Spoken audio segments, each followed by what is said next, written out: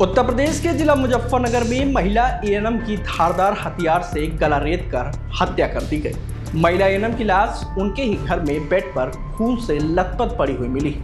घटना की जानकारी तब हुई जब पड़ोस में रहने वाली एक महिला ने उन्हें कई बार फोन किया लेकिन फोन नहीं उठा।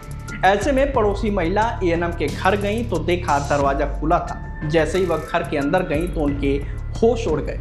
कमरे में एएनएम की खून से लथपथ लाश बेड पर पड़ी हुई थी। लाश देखकर वह जोर से चिल्लाते हुए बाहर आई और मोहल्ले के लोगों को घटना की जानकारी दी, जिसके बाद लोगों ने पुलिस को मौके पर बुला लिया। एएनएम की लाश मिलने के बाद इलाके में दहशत का माहौल है। वहीं मौके पर पहुंची पुलिस ने मृतका के शव को कब्जे में लेकर पोस्टमार्टम के लिए भेज दिया है। घटना की जानकारी होते ही एसएसपी सीओ समेत फॉरेंसिक टीम भी मौके पर पहुंच गई। पुलिस ने आसपास के घरों और दुकानों में लगे सीसीटीवी खंगाले, जिसमें एक संदिग्ध व्यक्ति महिला के कमरे के पास जाते हुए दिखाई दिया, जिसे पुलिस ने गुरुवार तड़के मुठभेड़ के बाद गिरफ्तार कर लिया है।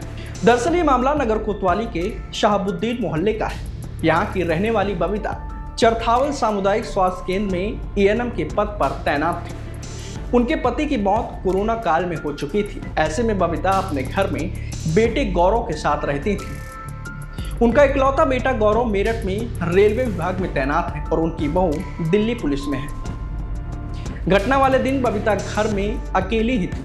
बुधवार शाम करीब 7 बजे बबीता की भतीजी गीता, जो पड़ोस में ही रहती हैं, उन्होंने बबीता को कई बार फोन किया। जब कॉल रिसीव नहीं हुआ तो वह खुद ही उनके घर पहुंच गए, जहां घर का दरवाजा खुला मिला। जैसे ही वह अंदर गई, बेड पर बबीता की लाश खून से सनी हुई पड़ी थी, जिसके बाद गीता ने मामले की जानकारी लोगों और पुलिस को दी। मौके पर पहुंची पुलिस ने जांच की तो बबीता की गर्दन और आंख पर चाकू के घाव के निशान मिले। फिलहाल बेटे गौरव और बहू को घटना की जानकारी दे दी गई है। पुलिस के मुताबिक मृतक महिला के घर में बेडरूम के पास भी सीसीटीवी का कैमरा लगा हुआ है, जिसमें कोई संदिग्ध व्यक्ति कमरे में दाखिल होता हुआ भी नजर आया है। पुलिस ने छानबीन की तो पता चला कि उसका नाम बंटी है। बंटी शादीशुदा है और मजदूरी करके अपने परिवार का पालन पोषण करता है। उसके 3 बच्चे हैं। वह भी इसी गांव का ही रहने वाला है। गिरफ्तारी के दौरान आरोपी ने पुलिस पर फायरिंग की, जिसके बाद जवाबी कार्रवाई में पुलिस की गोली उसके पैर में लग गई। पुलिस ने मौके से 315 बोर का तमंचा और एक कारतूस बरामद किया है। वहीं पुलिस की पूछताछ में बंटी ने अपना जुर्म कबूल कर लिया। आरोपी ने बताया कि उसने महिला से बदनीयत का प्रयास किया था। विरोध करने पर उसकी गला रेत कर हत्या कर दी। रात में ही तकरीबन 9 बजे के लगभग कोतवाली नगर पुलिस को सूचना प्राप्त हुई। शहाबुद्दीनपुर गांव में एक महिला की हत्या हो गई है। सूचना पर तत्काल कोतवाली नगर पुलिस मौके पर आई और घटनास्थल पे फील्ड यूनिट की टीम भी मौजूद आई और पूरे घटनास्थल इंस्पेक्शन की। घर पे बाहर और अंदर की तरफ सीसीटीवी कैमरे लगे हैं, उसको भी देखा गया। इंस्पेक्शन में ये प्रथम दृष्टया ये हत्या लग रहा है, इसमें चोटें इत्यादि हैं।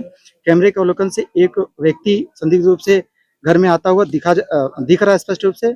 उसे ग्रामवासियों द्वारा पहचान कराया जा रहा है, संभवतः तो इसी ग्राम का होना बताया जा रहा है। उसे भी तस्दीक किया जा रहा है। टीमें लगी हैं। बॉडी को इंस्पेक्शन करने के बाद पंचायतनामा भर के पीएम की कार्रवाई के लिए मोर्चरी भेज दिया गया है।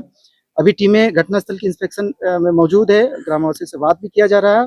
आगे की विधि कार्रवाई उस हिसाब से की जाएगी। क्या नाम था महिला का? बबीता चंद्रपाल, पत्नी चंद्रपाल, उम्र 55 साल है। और एक और चीज बताना चाहूंगा कि लोग जैसे यहाँ कुछ अफवाह में बदमाश होना बता रहे थे, कैमरे में वो स्थानीय गांव को ही होना संभवतः दिख रहा, उसकी भी तलाश की जा रही है। शीघ्र ही आगे पूरी घटनाओं को हम लोग कंक्लूड करके अनावरण के बारे में बताएंगे। ग्रामीणों में भय का माहौल है और लगातार जो ग्रामीण गली दर गली घूम रहे हैं लाठी डंडे लेकर। देखिए, इस संबंध में मैं बताना चाहूंगा कि हम लोग लगातार गाँव में घूम घूम के लोगों को अवेयर भी कर रहे हैं कि कोई चीज हो तो आप तत्काल पुलिस को सूचना दे, जिससे विधिक और प्रशासनिक कार्य जो पुलिस को करना वो पुलिस करे, किसी तरीके की कानून व्यवस्था हाथ में न ले। फिर भी कहीं से अगर सूचना प्राप्त हो रही है, हम लोग लगातार क्षेत्र में गांव में घूम रहे हैं, लोगों को समझा रहे हैं और कहीं अगर सूचना भी प्राप्त हो रही है, तत्काल पहुंचकर चीजों को जांच करके हम लोग आगे की कार्रवाई करें। सर, क्या करती थी महिला? बता रहे हैं एएनएम स्टाफ थी और उनके परिजन भी मौजूद है। आगे हम लोग उनसे बात भी कर रहे हैं।